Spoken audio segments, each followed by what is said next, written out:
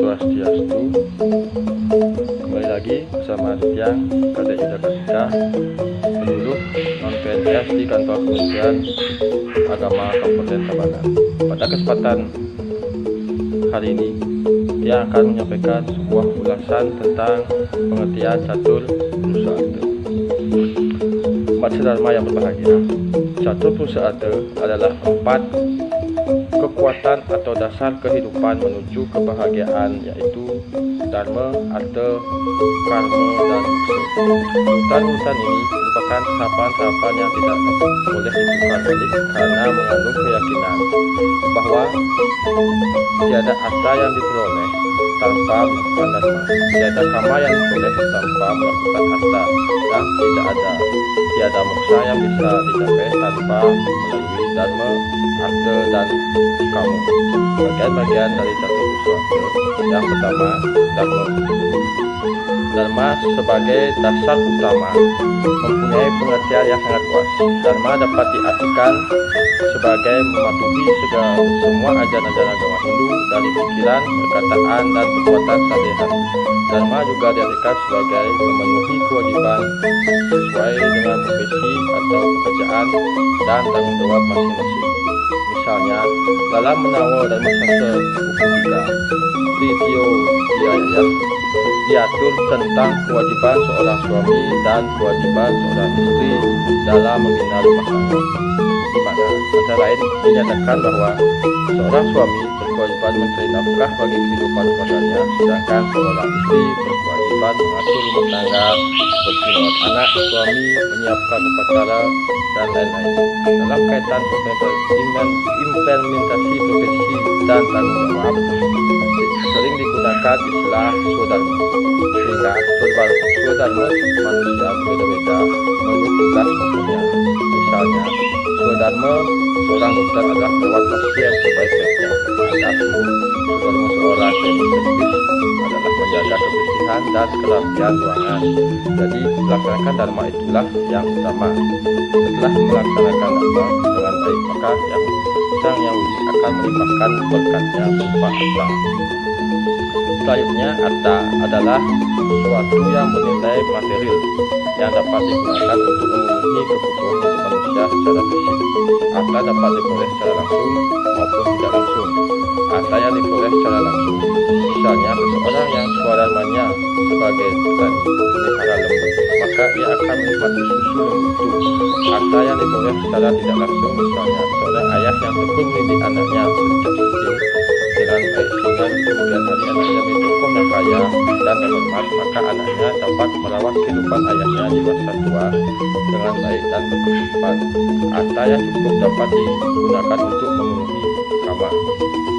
Yang ketiga adalah kama, artinya kebutuhan hidup berupa sanang, pangan, papan, perumahan, sosial, spiritual, kesehatan, dan pendidikan.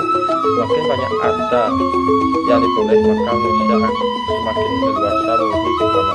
Apabila dharma, artha, dan kama sudah dicukupi dengan baik, maka tercapailah kehidupan yang bahagia, lahir dan batin, yang lazim disebut sebagai moksasa jagadita, ya yaitu dharma. Pakar filosofi barat seperti Sperman dan Bacon menamakan kehidupan seperti ini adalah living virtue, di mana unsur-unsur spiritual, etimologial, intelektual, fisikal, dan sosial dipelihara secara baik dan terpenuhi dengan baik, bagaimana diurutkan catur pusaka itu ditukar baik. Misalnya, mendahulukan artha dari dharma.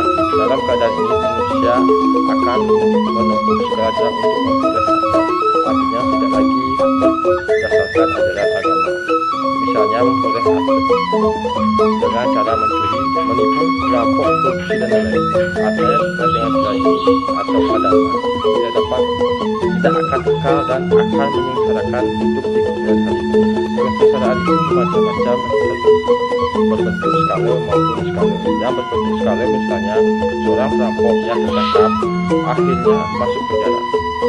Kesengsaraan skala misalnya seseorang koruptor karena kepadanya berkelompok dan berkuasa, mungkin saja ia menjalani hukuman duniawi, tetapi kelak roh setelahnya akan mengalami penderitaan karena menerima hukuman jasanya Yahudi, atau paling tidak batinnya tidak tenang karena merasa dosa.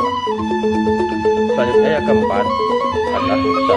Menurut kitab Upanishad, moksa adalah keadaan atman yang bebas dari segala bentuk ikatan dan bebas dari samsara.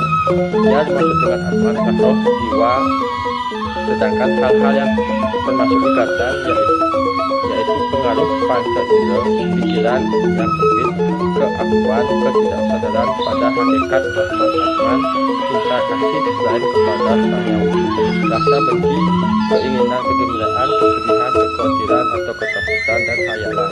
Moksa dapat dicapai oleh seseorang baik selama ia masih hidup disebut Buddha Mukta, maupun setelah meninggal disebut Siddha Mukta.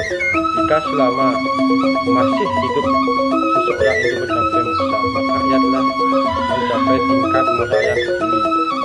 Kehidupannya sempurna, penuh dengan kesenangan, serta terbebas dari 11 ikatan yang disebutkan di atas, memandang dirinya ada pada semua makhluk, memandang dirinya ada pada alam semesta.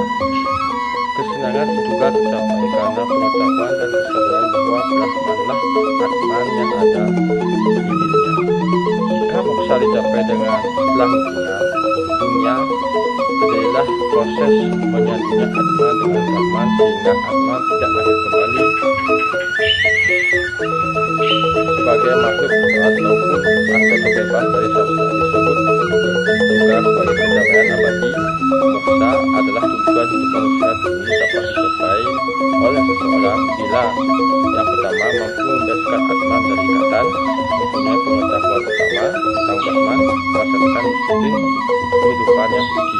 Oleh karena itu, moksa juga dikatakan sebagai pahala yang tertinggi dari Sang Yang Widi atas karma manusia utama suatu anugerah yang mulia. Maka dengan demikian dapat disimpulkan bahwa pesan Dhamma yang ada di dalam dan semoga dapat menambah pemahaman kita tentang ajaran yang telah sampaikan di atas. Semoga ada Sang Yang Widi melimpahkan segala wajah-wajahnya akhir kata yang berhubungan pada masa tersebut. Om Santi Santi Santi.